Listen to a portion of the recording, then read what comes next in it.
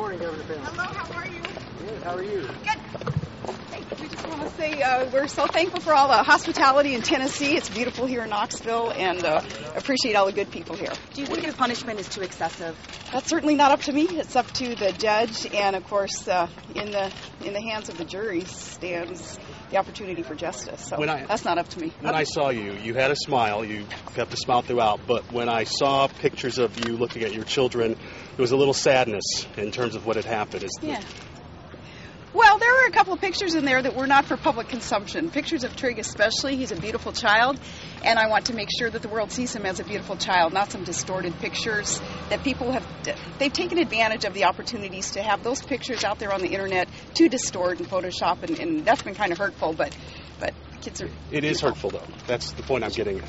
Can you tell me about where you were? You told me that you said that you and your husband were in Michigan at the time. Yes. Can you explain, as you described it, I sort of got a picture. You said you're 30,000 feet in the air half the time, that you are bouncing around from different speaking engagements, so that red phone that you had was your only contact with your caretakers, and so because you lost that, can you explain to me more about how big a deal that was? Well, it was a big deal because, as you're pointing out, access and communication is so extremely important when you're thousands of miles away from your children, and you're not there to protect them. They're receiving threatening calls and messages, and a mama wants to be there to help the kids, at least be able to communicate with them. So it was a big darn deal, to have that communication stripped away. What was it about the huge disruption when you first found out? What was your initial reaction to distrust that you talked about? To the distress and the disruption within the campaign was, on my part, an effort was needed to convince the campaign managers that, no, there weren't these horrible emails that the media was talking about that would end up derailing the McCain campaign, and that was what was going around in the blogosphere. The promise was in there that people were going to have these emails finally disclosed to the public to show the real Sarah Palin, and so the convincing had to take place of campaign managers that no, just chill, there's nothing in there that's horrible or that would derail the campaign. So there was a lot of effort. You had a newborn at home. You had a newborn at home. I mean, it wasn't just that you had your children at home, but one of your children, you had a newborn, and this was your only way to contact the caretakers, your daughter. I mean, this... Well, Trig was 16 weeks old, new, and then Bristol, of course, in case you missed it off the front page of the National Enquirer at the time, Bristol was pregnant and quite worried about her, and so the threats that came our way were not pleasant for a mom to have to deal with. What would you like to say to him 50 years. if you had a chance to talk to Mr. Kernell? We'll let the jury talk to Mr. Kernell with what their assessment is of the damage that is done when you illegally hack into somebody's personal, private mailbox and disclose the contents to the world. It's not right. It's not legal. It's not fair or decent. So I think he may be receiving that message. He's facing 50 years. What would you like to see happen? That certainly isn't up to me. Again, that's the judge's decision. But you said that the important thing is to get him the message that he hurt your family.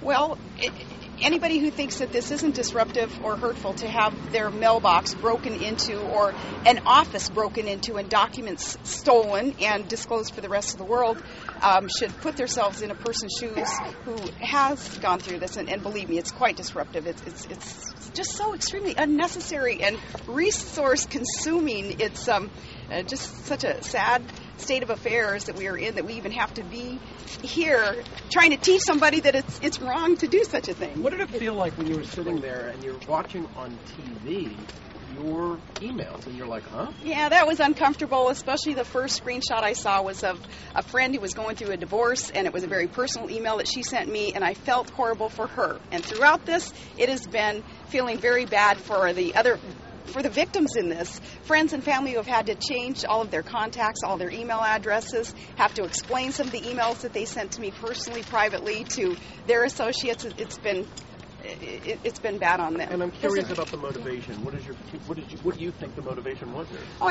I think the motivation was disclosed. It was articulated, and we can all Google the comments that were made by Mr. Kernell after he had done this and find his motivation. His attorney called it a college prank. I don't think an illegal action like this is a prank, not when you consider that how impacting it was on a presidential election. It went beyond a prank. Mr. Palin, do you have any comments? Mr. Palin, do you have any comments on this? We got to catch any comments at all? You were scheduled to testify. Are you going to testify? Eugene, Oregon. How did it We're impact doing a the campaign? speech there. Doing a speech. Yeah. Well, guys, we gotta go. Okay, we got Thank you. Thank you. Here's your speech for.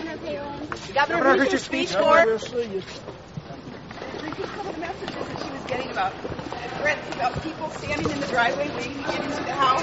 Yeah, it made me want to sit back home and help the kids. She's doing great. Can you be honest without holding